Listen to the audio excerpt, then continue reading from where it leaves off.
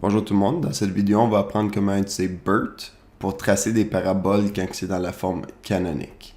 Donc la forme canonique ici, là, c'est vraiment quand on a f de x est égal à a fois x moins h au carré plus k. Donc la première chose qu'on va faire, c'est qu'on va déterminer qu'est-ce que a, h et k sont. Donc a, on voit que c'est moins 2.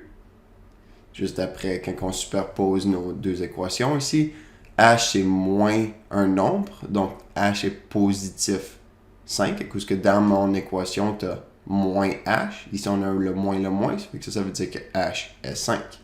K, similairement, est 4. Donc ici, on peut décrire juste avec des symboles, ou tu peux l'écrire en mots complets si tu veux. C'est quoi les transformations? Donc A, c'est un étirement vertical. Élongation verticale. Élongation verticale. Puis ça, c'est d'un facteur de 2. OK? Fait que c'est 2 fois plus haut. Chaque point, on fait fois 2 aux valeurs de y. Comme qu'on peut voir ici, on fait a fois la valeur de y. OK. On a aussi un négatif. Le fait que a est négatif, sur la valeur de a est négative, c'est une réflexion. Sur une réflexion par rapport à l'axe des x.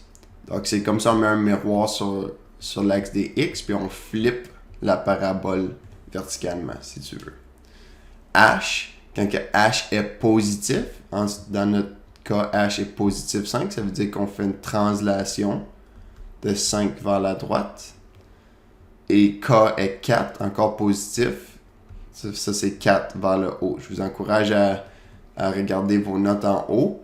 On a fait le sommaire de toutes les transformations. Mais ça, c'est nos transformations. Ça, c'est la partie, une des parties les plus difficiles, honnêtement. Mais c'est juste du CC. Là. Il n'y a aucune mise en application.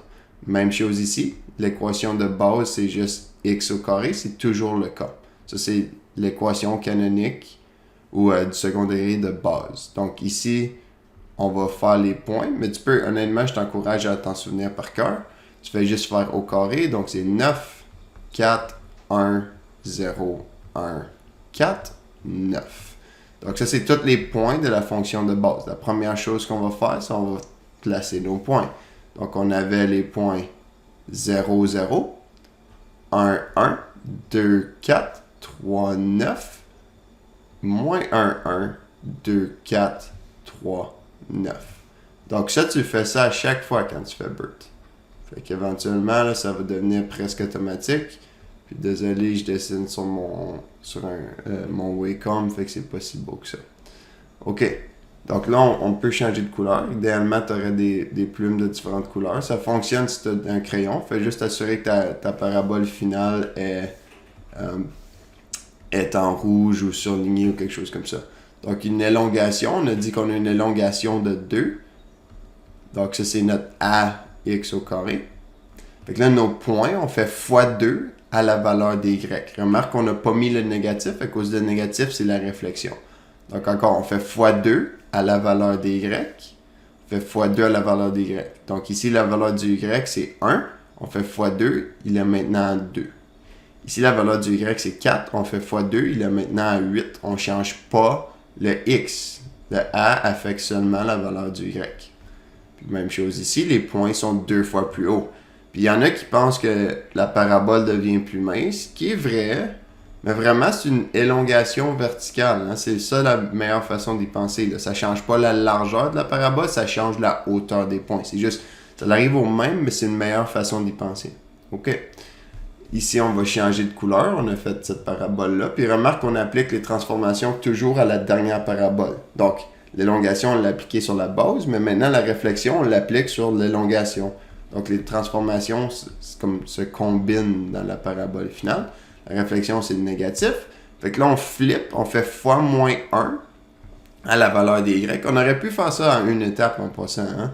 Fait que, éventuellement, comme BERT, c'est les training wheels sur ton vélo. Éventuellement, tu vas enlever les petits trous puis tu vas juste te promener en vélo. Là. Fait que, OK, fait que là, on fait fois moins 1 la valeur des Y sur la parabole verte. Fait qu'ici, la valeur du Y, c'est 2. Ça devient moins 2.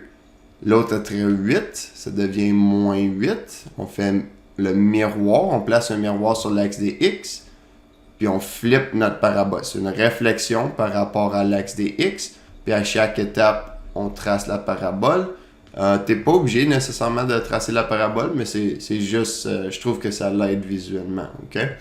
Là, on a deux translations dans cet exemple ici. Là, on a deux translations. On a la translation horizontale de 5. Donc là, maintenant, la dernière étape, on écrit toujours notre parabole au complet. Fait qu'on fait juste réécrire qu'est-ce qu'on avait la question. Mais oublie pas qu'on a bougé de 5 vers la droite et 4 vers le haut. Donc, chaque point de la dernière parabole, on bouge de 5 vers la droite. Donc, 1, 2, 3, 4, 5. Et 4 vers le haut. 1, 2, 3, 4. Okay? Fait que ça, c'est le point ici. A bougé de 5 vers la droite. 4 vers le haut. Okay? Là, on fait la même chose avec tous les points. On bouge de 1, 2, 3, 4, 5. 1, 2, 3, 4. Le prochain point est ici. L'origine, ben, ça va être à 5, 4. Celle-là, il est plus facile un peu. Tu peux faire la maths aussi, mais tu peux compter avec des bons.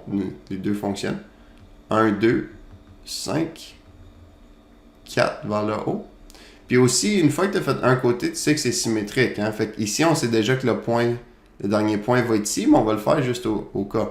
Fait que 1, 2, 3, 4, 5, 4 vers le haut, c'est parfait. Puis, remarque aussi que 8 est peut-être dans le graphique. Hein? Quand on met comme x égale à 8, il y a peut-être un point dans le graphique. Tu pourrais le mettre dans ta fonction. Quand que c'est 8, quand que x est 8, on a 8 moins 5 qui est 3 au carré qui est 9 fois moins 2 qui est moins 18 plus 4 qui est moins 14. Moins 14 n'est pas dans le graphique, donc on continue notre parabole. Puis essaie de connecter tes points, là, c'est juste à cause je dessine sur mon ordi que c'est pas parfait. Okay? Donc ça, c'est ta parabole finale. Ton sommet est quoi?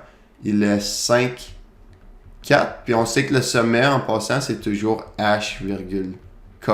Donc ça fait du sens à cause que notre h était 5 et notre k était 4.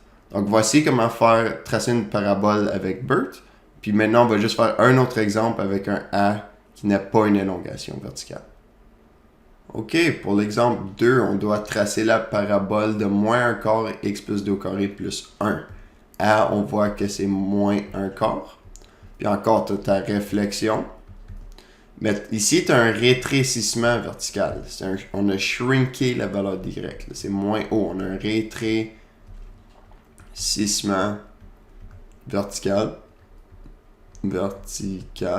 Puis les points sont 4 fois moins hauts. Donc encore, on fait toujours A fois Y, mais quelque chose fois 1 quart, c'est la même chose que divisé par 4. Donc H ici est un peu plus difficile. On a X plus 2, mais dans notre formule, on a un moins. Donc ça, c'est vraiment la même chose que X moins 2. À cause de moins, ça fait un plus. Quand on soustrait un négatif, c'est la même chose qu'additionner un positif.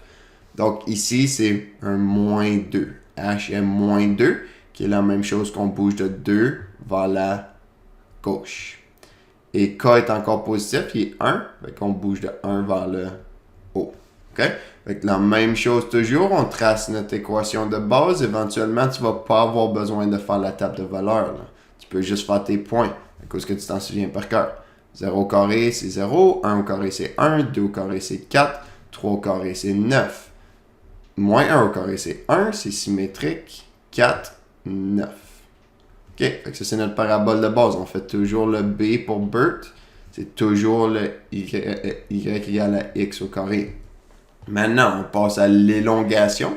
Ici, on a une élongation verticale de 1 quart. Donc, les points, quand que le A, c'est une fraction entre 0 et 1, c'est un rétrécissement. Quand le A est plus grand que 1, c'est une élongation, à cause que si tu multiplies un nombre par 1, il reste lui-même. Si tu multiplies un nombre par un nombre plus grand que 1, il agrandit.